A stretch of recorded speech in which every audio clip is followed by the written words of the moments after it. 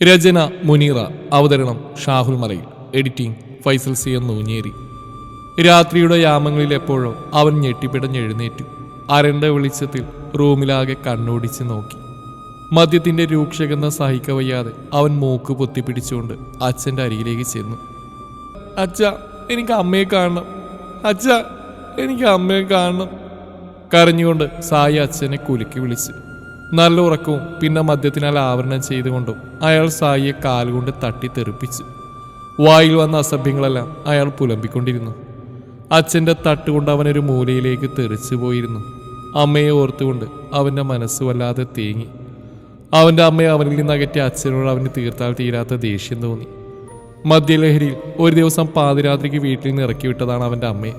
എന്നിട്ട് അവനെയും കൊണ്ട് അച്ഛൻ നാടുവിട്ടു പോയി. ഒട്ടും പരിചയമില്ലാത്ത സ്ഥലവും ആൾക്കാരും. അവനവിടെ വല്ലാത്ത വീർപ്പുമുട്ടൽ തോന്നി.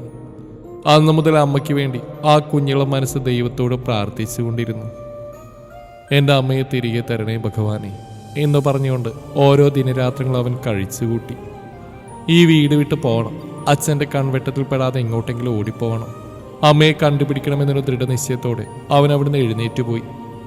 അച്ഛനെ ഒന്ന് എത്തി നോക്കി. അച്ഛൻ നല്ല ഉറക്കത്തിലാണെന്ന് മനസ്സിലാക്കിയ സായി വീട്ടിൽ നിന്ന് ഇറങ്ങി ഓടി. കൂരാക്കൂരി ഇരുട്ട്, നായകളുടെ ഓരിയിടൽ, പല പല ജീവികളുടെ കരച്ചിൽ കേട്ടിട്ടും എന്തോ അവനൊരു പേടിയും തോന്നിയില്ല. അവൻ ആ ഇരുട്ടിലൂടെ ഇറങ്ങി നടക്കാൻ തുടങ്ങി. അമ്മ, അതുമാത്രമാണ് അവന് ചുറ്റിപ്പറ്റി കിടക്കുന്നത് കണ്ടെത്തണം. പക്ഷെ എങ്ങോട്ട് പോകണമെങ്കിലും കയ്യിൽ പണം വേണമെന്ന് ഓർത്തപ്പോൾ അവനാകെ അസ്വസ്ഥനായി. ഒരു കൂട്ടം നായ്ക്കൾ കുരച്ചുകൊണ്ട് അവൻ്റെ അടുത്തേക്ക് ഓടി വന്നു. സായി പേടിച്ച് വിറച്ച്. അവൻ്റെ കാലുകൾ പിന്നിലേക്ക് പോയിക്കൊണ്ടിരുന്നു. പെട്ടെന്നൊരു ഇടിപൊട്ടി. അവൻ രണ്ട് ചെവിയും പൊത്തിപ്പിടിച്ച് കണ്ണും പൂട്ടി നിന്നു. കാലിൽ എന്തോ അരിച്ച് കയറുന്ന പോലെ അവന് തോന്നി. അടുത്ത ഇടിമിന്നലിൻ്റെ വെട്ടത്തിൽ അവൻ കണ്ട് കാലിൽ ചുറ്റിയ ഒരു സർപ്പത്തെ. അവന് തല പെരുകുന്ന പോലെ തോന്നി. നാവ് കുഴഞ്ഞുപോയി. മരുഭൂമി കണക്കിയ തൊണ്ട വറ്റി വരണ്ട്. പിന്നെ എന്താണ് സംഭവിച്ചതെന്ന് അവനൊന്നും ഓർമ്മയില്ല. മയക്കത്തിലായിരുന്ന അവൻ കണ്ണു തുറന്ന് ചുറ്റും നോക്കി. ഞാനെന്താ ഇവിടെ? ദൈവം, ഇത് ഹോസ്പിറ്റലാണല്ലോ. അവൻ ഓരോന്നായി ഓർത്തെടുക്കാൻ ശ്രമിച്ചു. കഴിഞ്ഞു പോയ ഓരോ രംഗവും കൺമുമ്പിൽ വന്ന് നൃത്തമാടി തുടങ്ങി. ഡോക്ടർക്ക് മുമ്പിൽ സായി തലകുനിച്ചിരുന്നു. എൻ്റെ സ്വപ്നം അത് അമ്മയെ തേടിപ്പിടിക്കുക എന്നത് മാത്രമായിരുന്നില്ലേ? പക്ഷേ ഉഗ്രവിഷം തീണ്ടിയതുകൊണ്ട് എൻ്റെ ജീവൻ പോലും ഇപ്പോൾ ആപത്തിലാണല്ലോ ദൈവമേ. മരണം അവനെ തേടി വരുന്ന പോലെ അവന് തോന്നി. അമ്മയുടെ ഓർമ്മയിൽ സായി മിഴിനീരൊഴുക്കിക്കൊണ്ടിരുന്നു. പെട്ടെന്നാണ് ഒരു ഫോട്ടോയിൽ അവൻ്റെ നോട്ടം ചെന്നെത്തിയത്. പത്രത്തിൽ നിന്നും വെട്ടിയെടുത്ത ഒരു സ്ത്രീയുടെ ഫോട്ടോ അവൻ്റെ കണ്ണിലുടക്കി. അവൻ അതിലെ വരികളിലൂടെ കണ്ണോടിച്ച് നോക്കി. 9 പ്രാവശ്യം പാമ്പ് കടിയേറ്റിട്ടും മരണത്തെ മുഖാമുഖം കണ്ടിട്ടും ദൈവാനുഗ്രഹം കൊണ്ട് അതിൽ നിന്നൊക്കെ രക്ഷപ്പെട്ടു വന്ന ഒരു അത്ഭുത സ്ത്രീ എന്നവരെ വിശേഷിപ്പിച്ചിരുന്നൊരു വാർത്തയായിരുന്നത്. അത് കണ്ടത് സായിക്ക് നേരിയൊരു സമാധാനം തോന്നി. ഇല്ല, എനിക്ക് ജീവിക്കണം. എൻ്റെ അമ്മയൊരു നോക്ക് കാണണം. ആ മാറിലൊന്ന് ചായണം. അമ്മയെന്ന വിസ്മയത്തിൻ്റെ വാത്സല്യം എനിക്കാവോളം അനുഭവിക്കണം. ഓരോന്ന് ഓർത്തപ്പോൾ അവൻ്റെ കണ്ടമിടറി. കണ്ണേ. ആ വിളി അവൻ്റെ ഉള്ളം പിടച്ചു. നെഞ്ചു വിങ്ങി. അമ്മ ഇങ്ങനെ ഒളിച്ചളിക്കാതെ കണ്ണൻ്റെ മുമ്പിൽ വന്നൂടെ? അമ്മക്ക് കണ്ണനെ കാണാൻ ഒട്ടും ആഗ്രഹം തോന്നില്ലേ? അമ്മയുടെ കണ്ണനിപ്പോൾ എവിടെയാണെന്ന് അറിയോ? നമുക്ക് കണ്ണൻ മരിക്കാൻ പോവാ. അമ്മയൊരു നോക്ക് കാണാൻ പറ്റാതെ കണ്ണൻ മരിച്ചു പോയാൽ കണ്ണന് സങ്കടാവൂലേ? ഒന്ന് വന്നൂടെ അമ്മയുടെ കണ്ണനെ കാണാൻ? എന്തൊക്കെയോ പദം പറഞ്ഞ് സായി പൊട്ടിക്കരഞ്ഞുപോയി. ഡോക്ടർ അവൻ്റെ തോളിൽ കൈവച്ചു. അവനോട് എന്ത് പറയണമെന്നറിയാതെ ഡോക്ടറുടെ കണ്ണുകൾ നിറഞ്ഞൊഴുകി. സായി, നീക്കറിയാതെ മോനെ, നല്ല കുട്ടിയായിരിക്കണം കേട്ടോ. ഇവിടുത്തെ ചികിത്സ വഴി നാളെ നിന്നെ ഒരു ഹോസ്റ്റലിലേക്ക് മാറ്റണം എന്നാ തീരുമാനം. മോൻ നല്ല കുട്ടിയായിട്ട് പഠിച്ച് വലിയ ആളായിട്ട് മോൻ്റെ അമ്മയെ കണ്ടുപിടിക്കണ്ടേ? അപ്പം ഇങ്ങനെ തളർന്നാലെങ്ങനെയാ? അത് പറയുമ്പോൾ ഡോക്ടറുടെ വാക്കുകൾ ചിലമ്പിച്ചിരുന്നു. നിന്റെ അമ്മയുടെ ഫോട്ടോ വല്ലതും കയ്യിലുണ്ടോ സായി? ഡോക്ടർ അത് ചോദിക്കുമ്പോൾ ഇല്ല എന്ന് പറഞ്ഞുകൊണ്ട് അവനൊരു നിർവികാരതയോട് അങ്ങോട്ടും ഇങ്ങോട്ടും തലയാട്ടി. രാത്രി എല്ലാവരും ഉറങ്ങിയ നേരം സായി മെല്ലെ വാതിൽ തുറന്ന് പുറത്തേക്ക് ഇറങ്ങി. ഗേറ്റ് വഴി പോകാൻ പറ്റില്ല. ആരുടെയെങ്കിലും കണ്ണിൽപ്പെട്ടാൽ പിന്നെ പുറത്തിടക്കാൻ പറ്റില്ല. അവൻ ചുറ്റും നോക്കി പുറകുവശത്തെ മതിൽ ചാടി അവിടുന്ന് തിരിഞ്ഞു നോക്കാതെ ഓടി. പെട്ടെന്നൊരു വണ്ടിയുടെ ശബ്ദം കേട്ട് അവനൊന്ന് പേടിച്ച് നിന്നുപോയി. വണ്ടിയുടെ വെളിച്ചടുക്കാനായെന്ന് തോന്നിയതും സായി ഒരു മരത്തിൻ്റെ മറവിൽ ഒളിച്ചു നിന്നു. 2 ബൈക്കിലെ ആളുകൾ വരുന്നുണ്ട്. ബാക്കിലെ ബൈക്ക് വന്ന് മുന്നിൽ വന്ന ബൈക്കുകാരെ ക്രോസ് ചെയ്തു. അവർ 3 പേരുണ്ടായിരുന്നു. മുന്നിൽ വന്ന ബൈക്കുകാരനെ അവരിലൊരാൾ വാളുകൊണ്ട് വെട്ടി പരിക്കേൽപ്പിച്ചു. അത് കണ്ടതും പേടിച്ചവൻ കണ്ണുകൾ ഇറുകി അടച്ച് ശബ്ദം പുറത്തേക്ക് വരാതെ വാപ്പത്തി നിന്നു. വെട്ടേറ്റയാളുടെ കരച്ചിൽ കേട്ട് അങ്ങോട്ട് നോക്കി അവൻ കണ്ടത് ഭാര്യയുടെ കഴുത്തിലെ മാല വലിച്ചെടുക്കാൻ നോക്കുന്നുണ്ട് ഒരുത്തൻ. അതിനിടയിൽ ആ സ്ത്രീ തലയടിച്ച് റോഡിലേക്ക് വീണു. അവരുടെ തലപൊട്ടി രക്തം വാർന്നൊഴുകി. എൻ്റെ ഭാര്യയൊന്നും ചെയ്യല്ലേ, നിങ്ങൾക്ക് എന്ത് വേണമെങ്കിൽ ഞാൻ തരാം എന്ന് കരഞ്ഞു പറഞ്ഞിട്ടും അതൊന്നും അവർ ചെവിക്കൊള്ളാതെ അയാളെ വീണ്ടും വെട്ടി പരിക്കേൽപ്പിച്ച് അവരുടെ കയ്യിലെ ബാഗും പേഴ്സൊക്കെ എടുത്ത് അവർ സ്ഥലം വിട്ടു. ആ കാഴ്ച സായിയെ വല്ലാതെ തളർത്തി. അവന് കണ്ണിൽ ഇരുട്ടുകയറുന്ന പോലെ തോന്നി. കണ്ണേ കണ്ണേ. വീണ്ടും അവൻ്റെ അമ്മയുടെ വിളി അവൻ്റെ കാതിൽ വന്ന് പതിച്ചു. ഒലിച്ചിറങ്ങിയ കണ്ണുനീര് അമർത്തി തുടച്ചുകൊണ്ടവൻ അവർക്കടുത്തേക്ക് ഓടി. രണ്ടുപേരെ അവൻ കുലുക്കി വിളിച്ചുകൊണ്ടിരുന്നു. അതിൽ വന്ന ഓരോ വണ്ടികൾക്ക് അവൻ കൈനീട്ടി. ആരും നിർത്തിയില്ല. അവരെ ഇട്ടിട്ട് പോകാൻ അവൻ്റെ മനസ്സ് സമ്മതിച്ചില്ല. ചോര ഒഴുകിക്കൊണ്ടിരിക്കുന്നുണ്ട്. അവന് വല്ലാത്ത പേടി തോന്നി. ദൂരെ നിന്നൊരു വണ്ടിയുടെ ശബ്ദം കേട്ട് അവൻ റോഡിന് നടുവിലായി കയറി നിന്നു. ഒരു ഓട്ടോയാണത്. അവൻ്റെ അടുത്തെത്തിയതും അയാൾ വണ്ടി നിർത്തിയിറങ്ങി അവൻ്റെ അടുത്തേക്ക് ചെന്നു. കരഞ്ഞുകൊണ്ട് അവൻ കൈകൂപ്പി. അവരെ രക്ഷിക്കണേ എന്ന് പറഞ്ഞ് അവർക്ക് നേരെ വിരൽ ചൂണ്ടി. അവൻ വിരൽ ചൂണ്ടിയ ഭാഗത്തേക്ക് ഓട്ടോക്കാരൻ നോക്കി. ഒറ്റ കാഴ്ചയിൽ എന്ത് ചെയ്യണമെന്നറിയാതെ അയാൾ കുഴഞ്ഞു. ആ അമ്മയുടെ മുഖം കണ്ടപ്പോൾ സായിക്ക് അവൻ്റെ അമ്മയെ ഓർമ്മ വന്നു. അവർക്കും ഉണ്ടാവില്ലേ എന്നെ പോലെ മക്കൾ? അവർക്ക് അവരുടെ അമ്മയെ നഷ്ടപ്പെടാൻ പാടില്ല. അമ്മ നഷ്ടപ്പെട്ട ഒരു മകനാണ് താനിന്ന്. എനിക്കറിയാം അമ്മ പോയാലുള്ള വേദന എന്താണെന്ന്, അത് എത്രയാണെന്ന്. അമ്മയുടെ സ്നേഹം, വാത്സല്യം, അതൊക്കെ ഞാനും ഏറെ കൊതിച്ചു പോകുന്നു. അമ്മയുടെ ചൂടിലൊന്ന് ഉറങ്ങിയിട്ട് എത്ര നാളായെന്നറിയോ? എൻ്റെ അമ്മയും എന്നെ ഓർത്ത് ഇതുപോലെ കരയുന്നുണ്ടാവുക? ഉണ്ടായിരിക്കുമല്ലേ? തീർച്ചയായിട്ടും ഉണ്ടാവും. കണ്ണേ. അമ്മ വന്ന് വിളിക്കുന്ന പോലെ അവൻ തോന്നി. അമ്മ എന്ന് വിളിച്ച് സായി പൊട്ടിക്കരഞ്ഞു. ആ കരച്ചിൽ സീളുകൾ പുറത്തേക്ക് വന്നിരുന്നു. നീ കരയില്ല മോനെ, നിന്റെ അമ്മക്കൊന്നും സംഭവിക്കില്ല കേട്ടോ. നമ്മളിപ്പോൾ ഹോസ്പിറ്റലിൽ എത്തും. അവർക്ക് രണ്ടുപേർക്കും ബോധം വരുന്നവരെ നിങ്ങളിവിടെ നിൽക്കണമെന്ന് ഡോക്ടർ പറഞ്ഞുകൊണ്ട് ഓട്ടോക്കാരൻ അവിടെ തന്നെ നിന്നു. സായി എന്ത് ചെയ്യണമെന്നറിയാതെ ഉഴറി. അവൻ അവിടെ കാണുന്ന ചെയറിൽ പോയിരുന്നു. അവർക്ക് ബോധം വന്നു. ഇവരാണ് നിങ്ങളിവിടെ എത്തിച്ചതെന്ന് പറഞ്ഞ് സായിയെയും ഓട്ടോക്കാരൻ നേഴ്സ് അവർക്ക് കാണിച്ചു കൊടുത്തു. ഓട്ടോക്കാരൻ പറഞ്ഞു, ഞാനല്ല, ഇവനാ നിങ്ങളുടെ മോൻ. എൻ്റെ വണ്ടിക്കുമ്പിൽ ചാടിയിട്ട് എന്നോട് കൈകൂപ്പി അയച്ച നിങ്ങളുടെ പൊന്നുമോൻ. ഇവൻ നിങ്ങളെ പൊന്നുപോലെ നോക്കും എന്ന് പറഞ്ഞുകൊണ്ട് സായി അവർക്ക് മുമ്പിലേക്ക് നീക്കി നിർത്തി. സായിയും അവർ ഒരുപോലെ ഞെട്ടി മുഖത്തോട് മുഖം നോക്കി. മോനിക വന്നേ. അവർ സായിയെ അടുത്തേക്ക് വിളിച്ചു. ആ സ്ത്രീ അവൻ്റെ നെറുകയിൽ സ്നേഹത്തിൻ്റെ മുദ്രണം ചാർത്തി. സായിക്ക് കണ്ണുകൾ നിറഞ്ഞൊഴുകി. അവൻ്റെ അമ്മയുടെ സാമീപ്യം മനസ്സിലേക്ക് കുതിച്ചു വന്നു. കണ്ണേന്ന് വിളിച്ച് അവൻ്റെ കവിളിൽ ഉമ്മ വെച്ച് കുഞ്ഞി കടി കൊടുത്തതിന് ശേഷം അവിടെ ഒഴിഞ്ഞു കൊടുത്ത് അവനെ എടുത്തുകൊണ്ട് വട്ടം കറക്കുന്ന അമ്മയുടെ രൂപമോർത്തു സായി പൊട്ടിക്കരഞ്ഞുകൊണ്ട് പുറത്തേക്ക് ഓടി. അമ്മ അമ്മ എന്ന് വിളിച്ച് അവൻ തേങ്ങിക്കൊണ്ടേയിരുന്നു. സായിയെക്കുറിച്ച് എല്ലാം ചോദിച്ച് മനസ്സിലാക്കി അവൻ അവരുടെ കൂടെ കൂട്ടാൻ തീരുമാനിച്ചു. പക്ഷേ സായി വിസമ്മതിച്ചു. മോനിങ്ങനെ നടന്നാൽ മോനെ ആരെങ്കിലും പിടിച്ചുകൊണ്ടിട്ട് ഉപദ്രവിക്കും. അതുകൊണ്ട് മോൻ ഞങ്ങളുടെ കൂടെ വാ, നിന്റെ അമ്മയെ നമുക്ക് ഒരുമിച്ച് കണ്ടുപിടിക്കാം. അത് കേട്ടതും സായിക്ക് എന്തെന്നില്ലാത്ത സന്തോഷം തോന്നി. അമ്മ, അതാണല്ലോ അവൻ്റെ സ്വപ്നവും ജീവിതവും. അന്നു മുതൽ സായി അവരുടെ കൂടെ കൂടി. അവർ പഠിപ്പിക്കുന്ന സ്കൂളിൽ തന്നെ സായിക്ക് അഡ്മിഷൻ എടുത്തു. അതിനവർ ഒരുപാട് ബുദ്ധിമുട്ടേണ്ടി വന്നു. കാരണം ഒരു രേഖകളും സായിയുടെ കയ്യിലില്ല. ടീച്ചറമ്മയും മാഷച്ചനും അങ്ങനെയാണ് സായി അവരെ വിളിച്ചിരുന്നത്. സമയം കിട്ടുമ്പോഴേക്ക് അമ്മയ്ക്ക് വേണ്ടിയുള്ള തെരച്ചിൽ അവൻ തുടർന്നുകൊണ്ടേയിരുന്നു. ഓരോ ദിവസം അമ്മയെ കണ്ടെത്താനാവാതെ സങ്കടത്തോടെ അവൻ വീട്ടിലേക്ക് മടങ്ങും. കോളേജ് കാലം കഴിയാൻ മാസങ്ങൾ ബാക്കി നോക്കി ടീച്ചറമ്മയും മാഷച്ചനും ഒരപകടത്തിൽ മരണപ്പെട്ടു. അത് സായിയെ വല്ലാതെ തളർത്തി. മാനസികമായും ശാരീരികമായും അവൻ വല്ലാതെ തകർന്നു പോയിരുന്നു. എന്നെ സ്നേഹിക്കുന്നവരൊക്കെ എന്നെ ഇട്ടിട്ട് പോവുകയാണല്ലോ ദൈവേ. സായിക്ക് സങ്കടം സഹിക്കാവുന്നതിലും അപ്പുറമായി.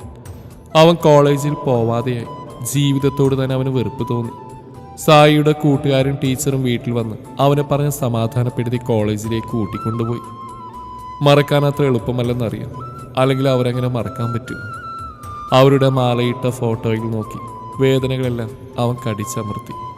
എത്ര പിടിച്ചു വെച്ചിട്ടും അത് അണപൊട്ടി ഒഴുകിക്കൊണ്ടിരുന്നു. ശരിക്കും ജീവിതം അനാഥത്വത്തിൻ്റെ ചുഴിയിൽ അകപ്പെട്ടുപോയ കുഞ്ഞു ബാല്യം അനുഭവങ്ങളുടെ തീച്ചൂളയിൽ അവൻ വെന്തുരുകി. മാസങ്ങൾ വർഷങ്ങൾക്ക് വഴിമാറിക്കൊടുത്തു. അപർണ, ഇന്ന് ഉച്ചയ്ക്ക് ശേഷം ഞാൻ ലീവാണ്.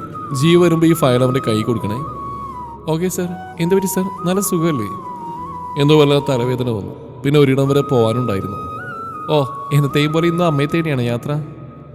എന്തിനാ സാർ ഒരിക്കൽ നടക്കാത്ത കാര്യത്തിൽ ഇങ്ങനെ ലോകം ചുറ്റുന്നു? സാർ, അമ്മ ജീവിച്ചിരിപ്പുണ്ടെന്ന് എന്താ ഇത്ര? അപർണ പറഞ്ഞ് മുഴുവനാക്കിയില്ല. നീ എന്താ പറഞ്ഞ്? നീ പറഞ്ഞ ഈ വാക്കുണ്ടല്ലോ, അതെന്റെ ചങ്കില തറച്ച്. കത്തി കൊണ്ട് കുത്തിയിറക്കുന്നതിലും വേദനയുണ്ട് ആ വാക്കുകൾക്ക്. നിനക്ക് അമ്മയുടെ വില അറിയില്ല അപർണ. ഉണ്ടെങ്കിൽ നീ ഒരിക്കലും എന്നോട് ഇങ്ങനെ സംസാരിക്കില്ലായിരുന്നു. കൂടെ ഉണ്ടാകുമ്പോൾ അതിൻ്റെ വിലയറിയില്ല. കണ്ണുണ്ടാകുമ്പോൾ കണ്ണിൻ്റെ കാഴ്ച അറിയില്ലെന്ന് പറഞ്ഞ പോലെ ഒരമ്മയുടെ സാമീപ്യം ഞാനത്ര കൊതിക്കുന്നുണ്ടെന്നറിയോ? അത് മനസ്സിലാവണമെങ്കിൽ നമുക്ക് വല്ല അസുഖം വന്ന് കിടപ്പിലാവണം. ഒരു കുഞ്ഞി പനി വന്നാൽ മതി. രാവെത്ര ഞാനതിൻ്റെ നോവ് പേറിയിട്ടുണ്ടെന്ന് അറിയൂ നിനക്ക്. അപർണ കണ്ണിൽ വെള്ളം നിറച്ച് തലകുനിച്ചിരുന്നു. ആദ്യമായിട്ടാണ് സാർ ഇത്ര ദേഷ്യപ്പെട്ട് കാണുന്നത്. ആ മനസ്സ് അത്രയും ഞാൻ വേദനിപ്പിച്ചല്ലോ ദൈവേ. കുറ്റബോധം അവൾ വരിഞ്ഞു മുറുക്കി. സോറി സർ, ഞാൻ അറിയാതെ. അവൾക്ക് സങ്കടം കൊണ്ട് വാക്കുകൾ മുറിഞ്ഞുപോയി. അത് പോട്ടെ അപർണ, ഞാൻ അപ്പോഴത്തെ മാനസികാവസ്ഥയിൽ പറഞ്ഞു പോയതാ. സോറി. പറഞ്ഞ് ഇത്തിരി കൂടിപ്പോയെന്ന് തോന്നിയതും തലക്കൊരു കൊട്ടുകൊടുത്തുകൊണ്ട് സായിയോട് നിന്ന് ഇറങ്ങിപ്പോയി. കണ്ണേ, നല്ല ചൂടുണ്ടല്ലോ. തലവേദനയുണ്ടോ? അമ്മ ബാമ്പ് പുരട്ടി തരാലോ. എന്തിനാ ഇത്ര ദേഷ്യപ്പെടുന്നു? അമ്മ പറഞ്ഞിട്ടില്ലേ അമ്മയുടെ മോൻ അച്ഛനെ പോലെ ആവില്ലേ എന്ന്? അങ്ങനെയായ ആർക്കും നമ്മളെ ഒട്ടും ഇഷ്ടാവില്ല കണ്ണ. സായി ഒന്നുകൂടെ പുതപ്പിനുള്ളിലേക്ക് ചുരുണ്ടുകൂടി കിടന്നു. കണ്ണേ, വാ തുറന്നേ. ഈ കഞ്ഞി മുഴുവൻ കുടിക്കണം കേട്ടോ. നിനക്ക് ഇഷ്ടപ്പെട്ട തേങ്ങ വറുത്തരച്ച ചമ്മന്തിയുണ്ട്. വാ തുറന്നേ. മതിയമ്മേ, എന്റെ വയറ് നിറഞ്ഞ കണ്ടില്ലേ? കണ്ണേ. സായി ചിണുങ്ങിക്കൊണ്ട് അമ്മയെ കെട്ടിപ്പിടിക്കാൻ കൈകൊണ്ടുപോയത് അവിടെ ശൂന്യമാണ്. അവൻ ചുറ്റും പരതി. ഇല്ല, അവൻ തേങ്ങിക്കൊണ്ട് ഉറക്കത്തിൽ നിന്ന് ചാടി എണീറ്റു. എനിക്ക് ചുറ്റും എവിടെയോ അമ്മയുണ്ടെന്ന് അവൻ്റെ മനം അവനോട് ചൊല്ലിക്കൊണ്ടിരുന്നു. ഫോൺ ബെല്ലടിച്ചും ഫോൺ എടുത്ത് പച്ച ബട്ടൺ അമർത്തി സായി ഫോൺ കാതോരം വെച്ചു. Hello sir. പറയൂ അപർണ. അത് സർ, ജീവ ഫയൽ തിരികെ തന്നിട്ടുണ്ട്. അത് ഞാനിന്ന് വീട്ടിൽ കൊണ്ടുവരണോ അതോ നാളെ ഓഫീസിൽ കൊണ്ടുവന്നാൽ മതിയോ? അപർണ, ഞാൻ നാളെ ഓഫീസിൽ ലീവായിരിക്കും. നാളെ എറണാകുളം വരെ പോകേണ്ട ആവശ്യമുണ്ട്. തിരിച്ചു വരുമ്പോൾ വീട്ടിൽ വന്ന് കളക്ട് ചെയ്യുമോ? Okay sir. അപർണ കോള് കട്ടാക്കി. സായി പുറത്തെ കാഴ്ചകൾ കണ്ട് സീറ്റിൽ ചാരിയിരുന്നു. എപ്പോഴോ കണ്ണെന്ന് അടഞ്ഞുപോയി. Excuse me. സായി ഒരു ഞെട്ടിനോടെ കണ്ണു തുറന്നു.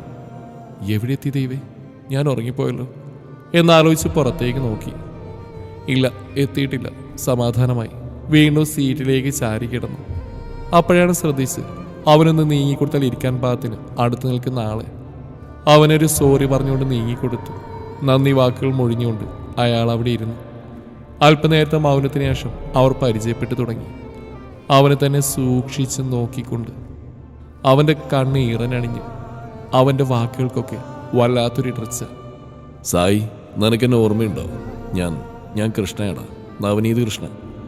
ചെറുപ്പത്തിൽ നിങ്ങളൊക്കെ എന്നെ കൃഷ്ണൻകുട്ടി എന്ന് വിളിച്ച് കുറെ കളിയാക്കിയിട്ടുണ്ട്. നീ ഇപ്പം എവിടെയാ താമസം? നിന്റെ അച്ഛൻ നിന്റെ കൂടെ ഉണ്ടോ? അച്ഛൻ. ആ വാക്കിനോട് അവന് വല്ലാത്ത പുച്ഛം തോന്നി. എത്രയോ നല്ല നല്ല അച്ഛന്മാരുണ്ട് ഈ ലോകത്ത്. നല്ല അച്ഛൻ്റെ മകനായി പിറക്കാനും വേണൊരു ഭാഗ്യം. നിനക്കറിയോ സായി, നീ പോയത് പിന്നെ നിന്നെക്കുറിച്ച് ഞങ്ങൾ സംസാരിക്കാത്ത ദിവസങ്ങളില്ലായിരുന്നു. പിന്നെ നിങ്ങൾ വീട് വിട്ടുപോയതിനു ശേഷം നിന്നെ തിരക്കി നിന്റെ അമ്മ അവിടെ വന്നിരുന്നു. നിന്നെയും കൊണ്ട് നിന്റെ അച്ഛൻ വീട് വിട്ടുപോയി എന്നറിഞ്ഞപ്പോൾ നിന്റെ അമ്മ തകർന്നു പോയി. ഒരുപാട് കരഞ്ഞുപോയി, പാവം. എന്നിട്ട് എൻ്റെ അമ്മ ഇപ്പോൾ എവിടെയാണെന്ന് അറിയോ നിനക്ക്? പറ കൃഷ്ണ, പറ. എനിക്കെൻ്റെ അമ്മയെ കാണിച്ചാടാ പ്ലീസ്. സായി കൃഷ്ണയെ കുലുക്കിക്കൊണ്ട് ഒരു കൊച്ചു കുഞ്ഞിനെ പോലെ പൊട്ടിക്കരഞ്ഞു. സായി, ഡാ കരയില്ലേ, ആൾക്കാർ നമ്മൾ തന്നെ ശ്രദ്ധിക്കുന്നടാ.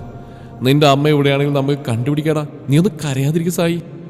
സോറിടാ, അന്ന് അവിടെ നിന്ന് പോയതിനു ശേഷം നിന്റെ അമ്മയെ പിന്നെ ആരും കണ്ടിട്ടില്ല. പക്ഷെ നിന്റെ കൂടെ എന്തിനു ഞാനുണ്ട്. ഒറ്റയ്ക്കാണെന്ന് ഒരിക്കലും നിനക്ക് തോന്നരുത്. അപ്പോൾ എൻ്റെ അമ്മ അവിടെയൊന്നും ഇല്ലല്ലേ? നൂലറ്റത്ത് എവിടെയോ ഒരു പ്രതീക്ഷയുണ്ടായിരുന്നു. എല്ലാ പ്രതീക്ഷയും മറ്റവനെ പോലെ സായി കണ്ണും പൊത്തി സീറ്റും ചാരിയിരുന്നുകൊണ്ട് ചിന്തകളുടെ വേലിയേറ്റം കുറിച്ചു. നവനീത് അവനെ വേദനയോടെ നോക്കി. ഈ ലോകം തന്നെ അവൻ്റെ കാൽ കീഴിൽ കൊണ്ടുവന്ന് വെച്ച് കൊടുക്കാമെന്ന് പറഞ്ഞാലും അതൊന്നും അമ്മയ്ക്ക് പകരാവില്ലല്ലോ. സായി നോക്കി, എനിക്ക് ഇറങ്ങാനായി കേട്ടോ. സായി അവനെ നോക്കി. ഹൃദയം പൊട്ടിപ്പിളർന്നിട്ടും ഒന്ന് പുഞ്ചിരിക്കാൻ ശ്രമിച്ചു. ഇതെൻ്റെ ഫോൺ നമ്പരാ, സമയം കിട്ടുമ്പോൾ വിളിക്കുക. പിന്നെ ഒരു കാര്യം, നിന്നെ എടുത്തു നിൽക്കുന്ന നിൻ്റെ അമ്മയുടെ ഫോട്ടോ വീട്ടിലെ ആൽബത്തിലുണ്ട്. വീട്ടിലെത്തിയിട്ട് ഞാനത് വാട്സാപ്പ് ചെയ്യാം കേട്ടോ. അതും പറഞ്ഞ് സായി ഒന്ന് ചേർത്ത് പിടിച്ചവൻ യാത്ര പറഞ്ഞു. അവൻ പോകുന്നു. സായി ഇമ്മ വെട്ടാതെ നോക്കി നിന്നു. ഒരുപാട് നോവ് സമ്മാനിച്ചെങ്കിലും എവിടെയോ പ്രതീക്ഷയുടെ ഒരു ഇളം തന്നെ അവനെ തൊട്ട് തലോടിപ്പോയി. ഓഫീസ് സംബന്ധമായ ഒരു മീറ്റിങ്ങിന് വന്നാണ് സായി. ഹാളിലിരിക്കുമ്പോഴും അവൻ അസ്വസ്ഥനാണ്. നൂല് പൊട്ടിയ പട്ടം കണക്കെ മനസ്സ് പാറി പറന്നു. മീറ്റിംഗ് കഴിഞ്ഞപ്പോഴതിനും ചേമ്പും താൾ പോലെ അവൻ വാടിത്തളർന്ന് പോയിരുന്നു. വീട്ടിലേക്കുള്ള യാത്രയിൽ പുറം കാഴ്ചകളൊന്നും ആസ്വദിക്കാൻ അവനായില്ല. കണ്ണൊന്നടച്ചാലും കണ്ണാടി പോലെ അമ്മയുടെ മുഖമാണ് മുന്നിൽ തെളിയുന്നു. എന്നാലൊന്ന് സ്പർശിക്കാൻ പോകുമ്പോഴേക്കും ആവിയായി പോകുന്ന അമ്മയുടെ രൂപം. കണ്ണേ, എന്തിനാണ് അമ്മയുടെ കുട്ടിക്ക് ഇത്ര സങ്കടം നമ്മ ചോദിക്കുന്നില്ല? വർഷങ്ങളേറെയായി അമ്മയും അനുഭവിക്കുന്ന ഇത് തന്നെയാണ്. നിന്നിലെ ഓരോ വളർച്ചയും കാണാൻ ഭാഗ്യമില്ലാത്ത അമ്മയായി പോയല്ലോ ഞാൻ. ഇത്രയും ഭാഗ്യം കേട്ട അമ്മമാര് ഈ ഭൂമിയിൽ വേറെ ഉണ്ടാവില്ലെന്ന് പലപ്പോഴും തോന്നിയിട്ടുണ്ട്. അവന്റെ തലയിലും തലോടിക്കൊണ്ട് കണ്ണേന്ന് വിളിച്ച് നെറുകയിലൊരു ഉമ്മ വെച്ചു. അമ്മയുടെ സാമീപ്യം തോന്നിയവൻ കണ്ണുകൾ വലിച്ചു തുറന്ന് ചുറ്റും നോക്കി. വീണ്ടും നിരാശയുടെ പുതപ്പണിഞ്ഞവൻ. ബസ് ഇറങ്ങി ബൈക്ക് എടുത്തവൻ വീട്ടിലേക്ക് തിരിയാൻ നിന്നപ്പോഴാണ് ഫയലിന്റെ കാര്യം ഓർമ്മ വന്നു. വണ്ടി നേരെ അപർണയുടെ വീട് ലക്ഷ്യം വെച്ച് പോയി. അപർണയുടെ വീടെത്തിയും സായി വണ്ടി നിർത്തി. മനസ്സിനെന്തോ വല്ലാത്തൊരു സുഖവും ആശ്വാസവും തോന്നി. അവൻ ചുറ്റും നോക്കി. മനസ്സിനും ശരീരത്തിനും കുളിരേകുന്ന നല്ല അന്തരീക്ഷം. ഒരു തെന്നൽ പോലെ തൊട്ട് തലോടുന്ന കുളിർക്കാറ്റ്. സർ, എന്താ അവിടെ തന്നെ നിന്ന്? അപർണ അവനകത്തേക്ക് ക്ഷണിച്ചു. ഈ സാറുവിളിയൊക്കെ ഓഫീസിൽ മതി കേട്ടോ, അവനൊരു കള്ളച്ചിരിയോടെ പറഞ്ഞു. അപർണയ്ക്ക് വിശ്വസിക്കാനായില്ല. ഇത്രയും മനസ്സൊഴിഞ്ഞ് ഇത്രയും ഭംഗിയോടെ സഹായിച്ചിരിക്കുന്നത് ആദ്യമായിട്ടാണ് അവൾ കാണുന്നത്. അപർണയുടെ അമ്മ ഒരു ഗ്ലാസ് പായസവുമായി വന്നു. സായി ചിരിയോടെ എഴുന്നേൽക്കാൻ ശ്രമിച്ചു. മോൻ അവിടെ ഇരിക്കുമെന്ന് പറഞ്ഞ് സായിക്ക് നേരെ പായസ ഗ്ലാസ് നീട്ടി. ഇന്നിവിടെ ജോലി ചെയ്യുന്ന ആന്റിയുടെ മോന്റെ ബർത്ത്ഡേ ആണെന്ന് അപർണ സായിയോട് പറഞ്ഞു. അപർണയുടെ അമ്മ അവനോട് ഓരോ വിശേഷങ്ങൾ ചോദിച്ചുകൊണ്ടിരുന്നു. മോ പായസം കുടിക്കേട്ടോ, ഞാനിപ്പോൾ വരാവേ എന്ന് പറഞ്ഞ് അമ്മ അവിടുന്ന് പോയി. അവനൊരു ചിരിയോടെ തലയാട്ടി. സായി പായസം കുടിക്കുന്നതിനിടയിൽ അന്നത്തെ മീറ്റിങ്ങിനെ കുറിച്ച് ചിലതൊക്കെ അപർണയോട് സംസാരിച്ചുകൊണ്ടിരുന്നു. അപർണ ഫയലെടുത്തിട്ട് വരാമെന്ന് പറഞ്ഞ് മുകളിലേക്ക് കയറിപ്പോയി. സായി പായസ ഗ്ലാസ് വായിൽ വെച്ചതും കണ്ണേ കണ്ണേ, ആ ശബ്ദം അവന്റെ ചെവിയിൽ അലയടിച്ചുകൊണ്ടിരുന്നു. പിന്നീട് ഒരു കവിള് പായസം പോലും കുടിക്കാൻ പറ്റാത്ത വിധം അമ്മയുടെ മുഖം പായസ ഗ്ലാസ്സിൽ കണ്ണാടി പോലെ തെളിഞ്ഞു വന്നു. വീണ്ടും വീണ്ടും അമ്മയുടെ മുഖം കണ്ണിൽ മിന്നി മറഞ്ഞുകൊണ്ടിരുന്നു. സായി തലയൊന്ന് കുടഞ്ഞു. നെറ്റിയിൽ നിന്ന് ഒലിച്ചിറങ്ങിയ വിയർപ്പ് തുള്ളികളെ ടവലെടുത്ത് തുടച്ചു മാറ്റി. അപർണ ഫയലും കൊണ്ട് വന്നപ്പോൾ തലക്ക് കൈ കൊടുത്ത് കണ്ണും പൂട്ടി സോഫയിലിരിക്കുന്ന സായിയാണ് കണ്ടത്. എന്തുപറ്റി സർ? അവൾ വ്യാകുലതയോടെ ചോദിച്ചു. നത്തിങ് അപർണ, ഒരു ഗ്ലാസ് വെള്ളം എടുക്കുമോ? അപർണ പെട്ടെന്ന് കിച്ചണിൽ പോയി വെള്ളം എടുക്കാൻ നിന്നു. മോളെ, ഇതെന്തിനാ കുടിക്കാനാണോ? അതെ ആൻറ്റി. ആൻറ്റി കൊണ്ടുവന്നോളാം, മോള് പോയിക്കോ. വേഗം കൊണ്ടുവരണ ആൻറ്റി എന്ന് പറഞ്ഞ അപർണ ഹാളിലേക്ക് പോയി. സർ, ഇതാ വെള്ളം. ആ സ്ത്രീ സായിക്ക് നേരെ വെള്ളത്തിന്റെ ഗ്ലാസ് നീട്ടി. അവൻ കണ്ണു തുറന്നുകൊണ്ട് ഗ്ലാസ് വാങ്ങി. മുഖമുയർത്തി അവരോടൊന്ന് ചിരിക്കാൻ ശ്രമിച്ചു. സായിയുടെ കയ്യിൽ നിന്നും ഗ്ലാസ് താഴെ വീണ് ചിന്നിച്ചിതറി. കാലങ്ങൾക്ക് മുമ്പേ ചിന്നിച്ചിതറിയ സായിയുടെ ഉള്ളം കൂടിച്ചേരാൻ വെമ്പൽ കൊണ്ട് സായിയുടെ ചുണ്ട് മന്ത്രിച്ചു. അമ്മ അമ്മ. മകന്റെ ഓരോ വളർച്ചയും സ്വപ്നം കണ്ടിരുന്ന ഒരമ്മ. ഒന്നും നേരിൽ കാണാനാവാതെ മകന്റെ ഓരോ വളർച്ചയുടെ ഘട്ടങ്ങളും കഴിഞ്ഞ് ഇന്നെൻ്റെ കണ്ണുണ്ട്. എൻ്റെ തൊട്ടരികിൽ കയ്യെത്തും ദൂരത്ത് നേരിൽ കാണുന്ന കാഴ്ചകളെ വിശ്വസിക്കാനാവാതെ ഒരന്താളിപ്പോടെ അവർ നിന്നു. സായി അമ്മ എന്ന് വിളിച്ചുകൊണ്ട് അവരെ കെട്ടിപ്പിടിച്ച് തുരുതുരാ ഉമ്മ വെച്ച് മുഖമാകെ ഉമ്മകൾ കൊണ്ട് മൂടി. സായിക്ക് അവൻ്റെ കണ്ണുകൾ വിശ്വസിക്കാനായില്ല. അപർണ നോക്കി, എൻ്റെ അമ്മ. നീ കണ്ടോ എൻ്റെ അമ്മയെ? കണ്ടോ? ഇതാ എൻ്റെ അമ്മ. എൻ്റെ അമ്മയുടെ കണ്ണ് കണ്ടോ? ഈ മറി കണ്ടോ? ഇതെൻ്റെ അച്ഛൻ കൊടുത്ത സമ്മാനം. അത് പറയുമ്പോൾ അവൻ്റെ ശബ്ദം വല്ലാതെ നേർത്തുപോയിരുന്നു. കയ്യിൽ നീണ്ടു കിടക്കുന്ന ഓരോ സ്റ്റിച്ചിൻ്റെ പാടിൽ അവൻ മെല്ലെ തലോടി. അവൻ്റെ ഓർമ്മയിൽ ഓരോന്നും തെളിഞ്ഞു വന്നു. കളഞ്ഞു പോയ കളിപ്പാട്ടം തിരികെ കിട്ടിയ ഒരു കൊച്ചു കുഞ്ഞിനെ പോലെ അവൻ്റെ ചെയ്തികൾ അപർണക്ക് തോന്നിപ്പോയി. അവൾ തിരിഞ്ഞു നിന്ന് പൊടിഞ്ഞു വന്ന കണ്ണുനീർ തുടച്ചു മാറ്റി. സായിയുടെ സന്തോഷം കണ്ടപ്പോൾ വലിയൊരു ഭാരം ഇറക്കി വെച്ച പോലെ അപർണയ്ക്കും തോന്നി. സായിയുടെ മുഖം ഉള്ളം കയ്യിലെടുത്ത് മോനെ വിളിച്ചുകൊണ്ട് അമ്മ പൊട്ടിക്കരഞ്ഞു പോയി. ഒരു പൊട്ടിക്കരച്ചിലൂടെ സായി അമ്മ എന്ന് വിളിച്ചു. അവർക്കും വാക്കുകൾ പുറത്തേക്ക് വന്നില്ല. അമ്മ അമ്മ അമ്മയെ ഞാൻ എവിടേക്ക് തേടിയെന്നു. അമ്മ ചെറുപ്പത്തിൽ വിളിക്കുന്ന പോലെ എന്നെ ഒന്ന് വിളിക്കൂ, ഒരേ ഒരു പ്രാവശ്യം പ്ലീസ് അമ്മ, പ്ലീസ്. ആ അമ്മ മകന്റെ നിറഞ്ഞ കണ്ണിലേക്ക് നോക്കി. പിന്നെ പതിയെ വിളിച്ചു, കണ്ണേ, അമ്മയുടെ കണ്ണ്. സായി ഒരു പൊട്ടിക്കരച്ചിലോട് വീണ്ടും വീണ്ടും അമ്മയെ ഇറുക്കിക്കൊണ്ടിരുന്നു. അമ്മയുടെ അവസ്ഥയും മറിച്ചിലായിരുന്നു. ആ സുന്ദര മുഹൂർത്തത്തിന് സാക്ഷ്യം വഹിച്ചുകൊണ്ട് അപർണ അവരുടെ ഫോട്ടോ ക്യാമറയിൽ പകർത്തി. അമ്മയെ തേടി രചന മുനീറ പൂവി. അവതരണം ഷാഹുൽ മലയിൽ. Editing Faisal C M Nooncheri.